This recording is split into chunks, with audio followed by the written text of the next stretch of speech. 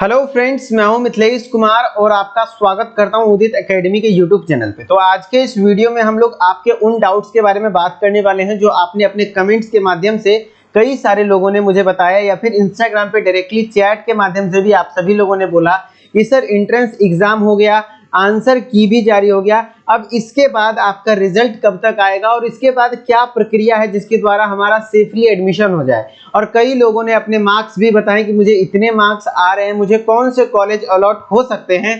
तो उसके लिए मैं एक पर्सनल वीडियो बना दूंगा इसके बाद, लेकिन अभी हम लोग मेनली बात करेंगे कि अभी से लेकर के आपके एडमिशन तक के लेकर के पूरा प्रक्रिया क्या रहने वाला है, ठीक है, जो कि ऑफिशियली जो कि हमारे JEE के ऑफिशियल वेबसाइट पे अपलोडेड है। जो स्टेप्स वही सारे के माध्यम से आपको बताने वाला हूं और आपको किसी प्रकार की और कोई दिक्कत नहीं आएगी। इसके आगे कोई और आलतू फालतू इस टाइप के वीडियोस देख के अपना समय जया ना करेंगे और आराम से रिलैक्स रहिए। जैसे जैसे जो भी नोटिफिकेशंस आते रहेंगे मैं आपको टाइम टू टाइम इन्फॉर्म करता रहूंगा और आप अभी रिलैक्स रहिए, उतना परेशान होने वाली बात नहीं है। कोई भी चीज आपसे नहीं छूट सकता है यदि आप हमारे चैनल को सब्सक्राइब करके नोटिफिकेशन बेल को ऑन करके रखे हैं तो, ठीक है। माना एक दो दिन से मैं वीडियो नहीं डाल पा रहा था क्योंकि ऐसी कोई भी आवश्यकता नहीं थी वीडियो की जिसमें कि आपको ऐसी कोई मुख्य जानकारी हो जाए कि आपसे छूट रही हो, ठीक है, इसलिए मैं वीडियो नहीं बना पा रहा था और थोड़ा सा समय के कारण भी। लेकिन जो भी इंपॉर्टेंट नोटिस वगैरह आता है मैं जरूर आपको टाइमली इन्फॉर्म करता हूं, ठीक है। लेकिन चलिए आज हम लोग कंप्लीटली जानते हैं कि कैसे एडमिशन होगा, ठीक है। तो सबसे पहले आपको क्या करना है, JEE के ऑफिशियल वेबसाइट पे आ जाना है। चाहे आपके पास कोई भी हो, गूगल क्रोम जिसमें कि कोई भी ब्राउजर है उसमें JEE सर्च करिए और उसके ऑफिशियल वेबसाइट पे आइए। कुछ इस प्रकार से आपको दिख जाएगा। इसमें जब आप यहाँ पे देखेंगे तो अभी तक जो आपका रिजल्ट आएगा, रिजल्ट आपको पता है कब आने वाला है, 16 अगस्त को आपका रिजल्ट आने वाला है। ट्विटर हैंडल के द्वारा जानकारी दी गई है, ठीक है। और आपका 10 अगस्त को क्या आ गया, आंसर की आ गया। आई होप कि आप सभी ने अपना आंसर की डाउनलोड कर लिया होगा और मार्क्स भी कैलकुलेट कर लिए होंगे, है कि नहीं। और यहाँ पे जो कैंडिडेट एक्टिविटी बोर्ड है यहीं पर आपको एक और ऑप्शन दिख जाएगा, download rank card. Rank card को डाउनलोड करने के लिए अब रैंक कार्ड क्या भला है वो भी बताएंगे, आराम से देखते रहिए, ठीक है। तो सबसे पहले अभी जो काम है वो क्या करना है, आपको न्यूज एंड इवेंट्स वाले सेक्शन में यहाँ पे इंफॉर्मेशन वोचर देखना है जो कि हमारे 12/7/2023 को मिला था। इसको आप डाउनलोड कर लेंगे। जब मैंने इसे डाउनलोड किया तो कुछ इस प्रकार से दिखेगा।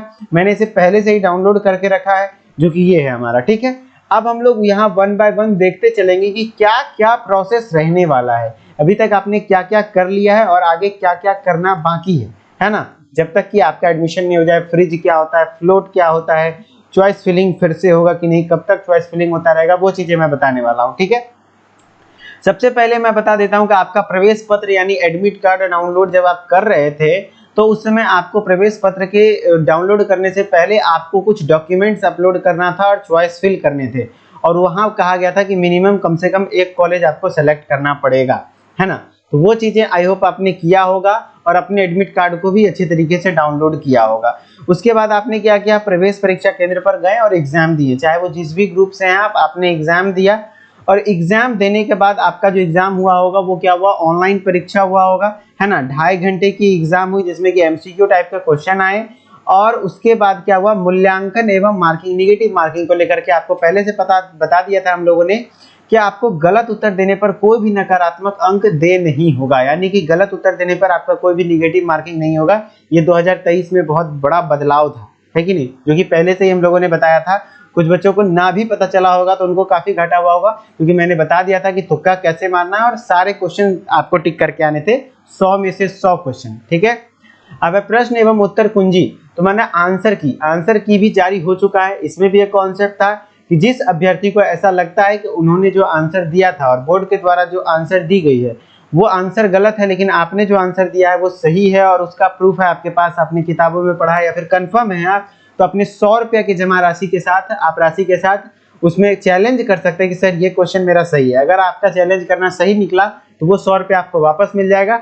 अदरवाइज अगर आपने गलत चैलेंज कर दिया, आपका जो चैलेंज किया हुआ था क्वेश्चन ये आंसर होगा लेकिन वो चीजें नहीं निकली, तो वो क्या हो जाएगा, आपका 100 रुपया बर्बाद हो जाएगा, वो वहां पे जब्त कर लिया जाएगा, ठीक है। उसके बाद यहाँ तक तो प्रक्रिया हो चुकी है ना। अब बात करते हैं परीक्षा फल यानी एग्जाम रिजल्ट कब तक आएगा। तो इसके लिए आपको क्या है, नॉर्मलाइजेशन, है ना। नॉर्मलाइजेशन प्रक्रिया इस बार अपनाई जाएगी। एक नई तकनीक नहीं है जी, नॉर्मलाइजेशन एक बहुत नॉर्मल सा प्रक्रिया और कई वर्षों से चला आ रहा है, ठीक है, और बहुत सारे एग्जाम में इस चीज को अपनाया जाता है। नॉर्मलाइजेशन ये होता है कि जब एक ही एग्जाम कई सारे शिफ्ट्स में होते हैं तो वहां पे किसी शिफ्ट में हार्ड पेपर आ गया, किसी शिफ्ट में इजी पेपर आ गया। जैसे मेरे पास ही पर्सनली एक स्टूडेंट का जब मैं लाइव क्लास ले रहा था, मेरे पेड क्लास के बच्चे थे, उन्होंने कहा कि मेरे शिफ्ट में बहुत हार्ड पेपर था, और एक बच्चे ने कहा कि सर आपके पढ़ाई से काफी सारे क्वेश्चंस आ गए।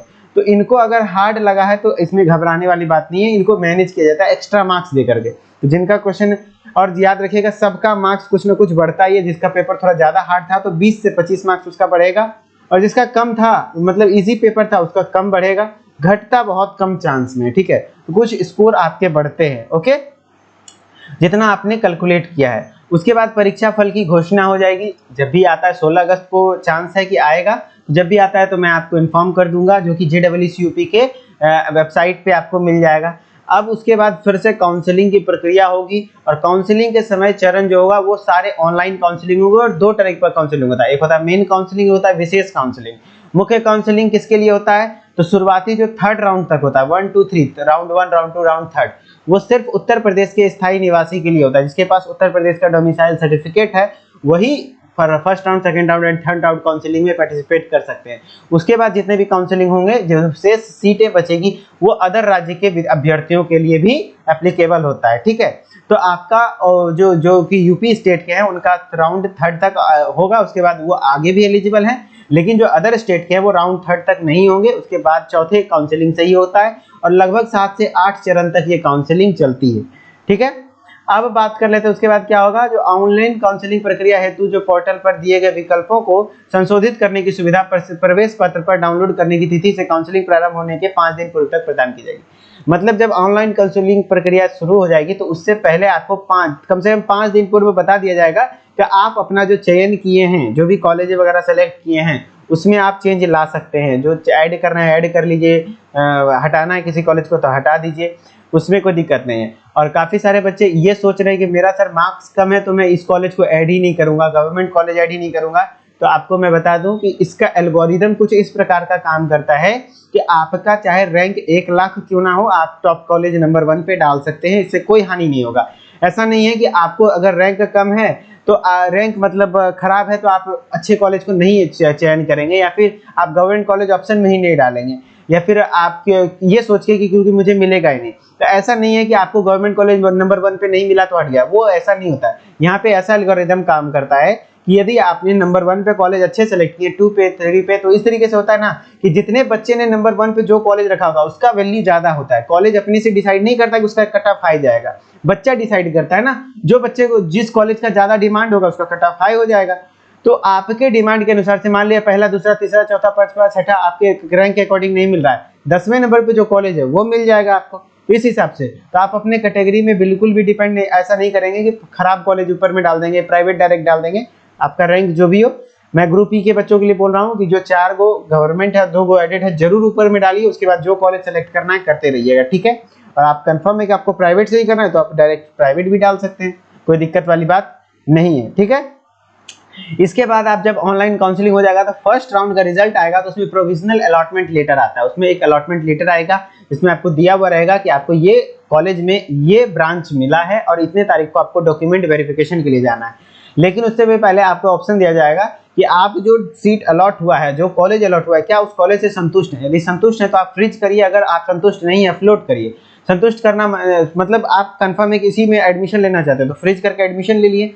अदरवाइज आपका माने कि नहीं सर एडमिशन नहीं लेना, हमको इससे अच्छा कॉलेज चाहिए, जो इससे ऊपर मैंने सेलेक्ट किया है वो वाला चाहिए, ठीक है। मान लीजिए 5वें नंबर वाला कॉलेज मिला, हमको वो दूसरे नंबर वाले कॉलेज चाहिए जो कि हमने सेलेक्ट किया दूसरे नंबर पे, तो आप क्या कर देंगे, फ्लोट कर देंगे। तो फ्लोट करेंगे तो आप सेकंड राउंड के लिए एलिजिबल हो जाएंगे, ठीक है।